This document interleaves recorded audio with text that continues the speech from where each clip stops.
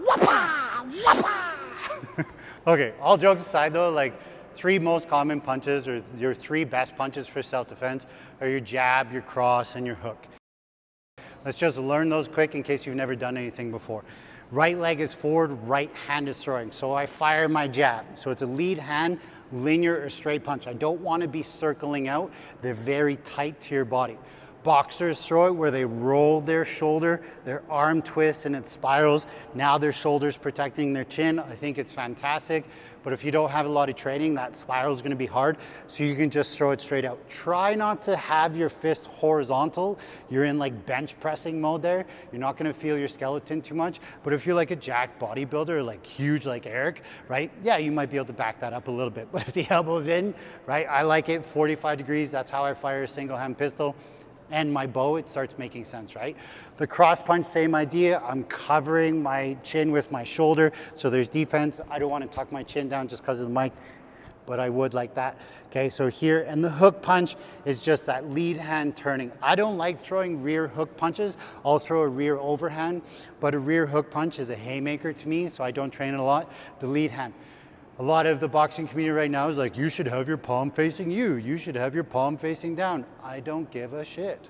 Do whatever feels better for you. If your elbow drops down and you throw like this, but you have a good guard, fantastic. I throw punches like this, palm facing me when I'm in tighter.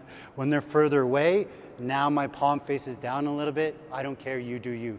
The number one thing I want you to focus here though is pivoting on your feet. Okay, it's the balls of the feet to help generate your power. Okay, pivoting on the ball of your feet in particular. Okay, so lift those feet up, build those calf muscles unlike me. Okay, so I want you to think like my kickboxing coach used to tell me, there's a pole going through your head, sticking out your ass. You need to learn to rotate. Pivoting is going to help you do that. When you're stepping in for that jab, maybe you rotate, maybe you don't, but you definitely have to rotate on the cross. You definitely have to rotate on that hook punch. Okay, so the ways that you can train it at home without punching too hard and just getting the base, he steps in for the jab lands, the cross hits, the hook hits. Very simple, very, very simple. Don't make it hard, right? Self-defense is about the basics. If you're worried about your knuckles, he can go palm strike, good. Now we're high-fiving, having fun. He cross punches. Now it's the old B slap going through. Notice the elbow came in a little bit on that one. That's why I train both. Don't get locked into black and white or right or wrong. Train what works, okay? So self-defense wise, when I was growing up, right, when you were defending yourself, okay, you'd put a lighter in your hand or you put a roll of pennies in your hand and it's an equalizer. I'm bigger and stronger, I'm probably not gonna need an equalizer as much. But Eric, being outweighed by almost 100 pounds, might need a little bit more gusto behind those punches. Okay, so he's kind of hiding those so I don't see them and hopefully the CCTV doesn't see it as well, right? So I'm stepping in on getting aggressive. He's drawing a line of safety. I can't let you get any closer. Thank you, Chael's son, and it's beautiful. I love it, it's succinct. So he verbally says that to me. I can't let you get any closer. I start stepping closer, he starts feeling in trouble. The first thought he needs to have is hit this big mofo with the jab. If the jab lands, the cross follows. Boom. There's a lot of times that if you miss the jab and you throw the cross, maybe you're going to end up in the ground in a takedown now. So one drill I like to do is if he fires and he misses, he's got to get out. See, he wanted to throw it. He's got to get out because if he fires, maybe now I'm countering and doing other things to him. That's the hardest part though, especially because in a self-defense situation, you got to commit. Right? You have to commit. If you're choosing to go in, you gotta go and you gotta go hard. Straight punches are gonna do that job. So I don't mind it, but you can add a little bit of martial arts training into your self-defense training. Okay, so simple, he fires, boom, he hits, he fires that cross, boom. Nice, there's a big difference with those combos. When he hit me without it before, it was like, oh, I feel his knuckles. There's a little oomph on that one, which is cool, okay?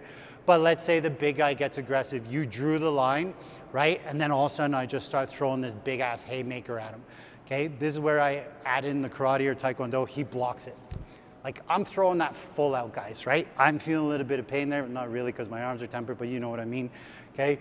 So before he eats the next haymaker that's coming at him, he's gotta be countering and hitting me with that.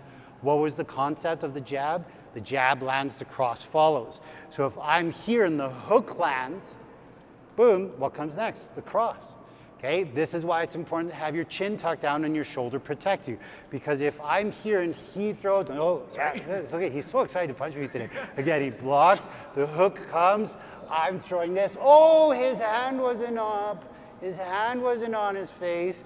He went into power mode. You have to think of those hands being up. So he blocks, yes, good, there you go, it's nice, right? If you have speed, if Eric has speed, then here he hits, and now the cross comes. Look, there's defense on that as well. So now this is where the boxing mentality of offense is defense can work for sure, right? But we have to be careful, and we have to understand the timing of these things to make it work, okay? So jab, cross, hook concepts are what?